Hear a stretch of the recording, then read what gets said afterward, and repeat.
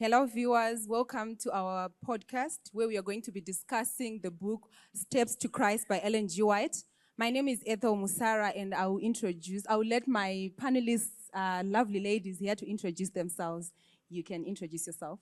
Hello, I'm Edith Stoslendovu. I am MITS in training. So today we're going to participate in the podcast, which is hosted by our colleague. Thank you. Over to you. Thank you very much. My name is Evelyn Samantha Korea, and I'm one of the panelists when we were going to be discussing chapter 1 of the book Steps to Christ. Thank you so much, ladies. It's wonderful to have you here. So today we want to discuss just the beginning of the book. Steps to Christ is a book that has been written by Ellen G. White, our famous author in the Adventist Church.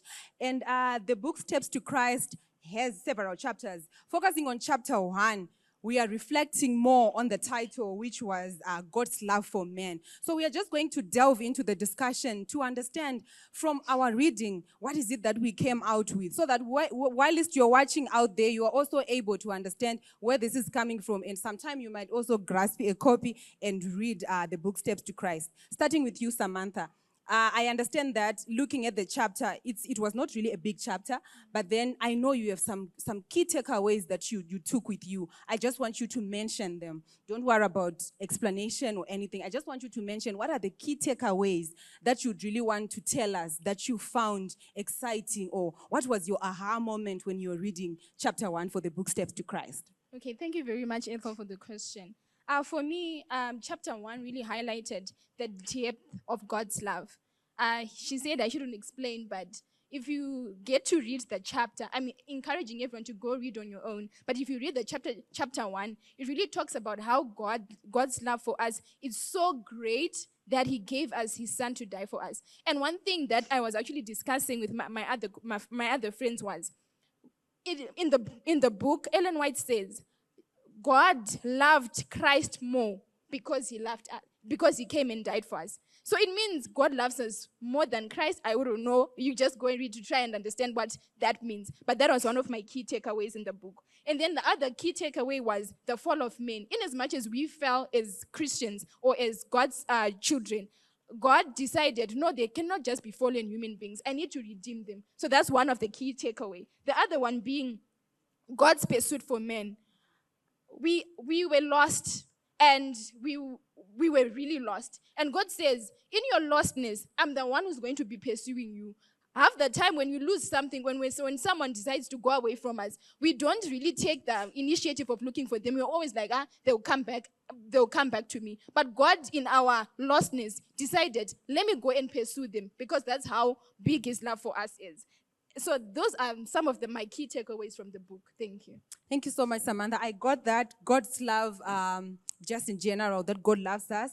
And the 4, God's pursuit, God following us after we had sinned. Coming over to you, I want to ask, what do you understand when you just hear the term God's love for man? When you're reading chapter 1, I know you also had your aha moment. What is it that you really grasped? Okay, thank you.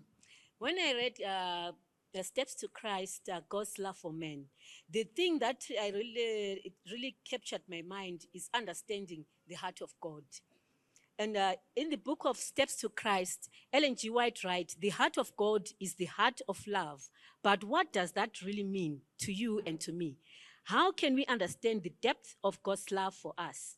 As we read in Steps to Christ, God's love is not just a feeling or an emotion. It is a fundamental aspect of God's character. He loves us because he is love. And what are you saying?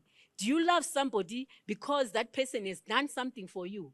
Or you just love that person? That is something that is coming down deep in your heart. And so, what are we saying? God's love is not conditional or partial. It is the same for all, regardless of when or how they come to him.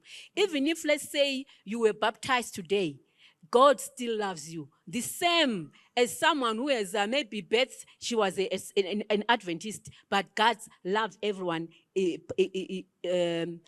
not irrationally. This impartiality might not elicit feelings of being loved, but it is a pure form of love. Love is patient. That is God's character. Love is patient. Love is kind. And the motives behind these actions must be pure. Biblical love is not merely about feelings, words, or actions alone, but a harmonious combination of the pure motives and actions. It is a selfless, act driven by pure motives, understanding and embracing his perspective. These challenges us to redefine what concept of love from a biblical viewpoint. This is what I understand about love of God. He doesn't love with feelings or emotion, that it is pure. Thank you so much. That was Okay. very comprehensive and we really understood.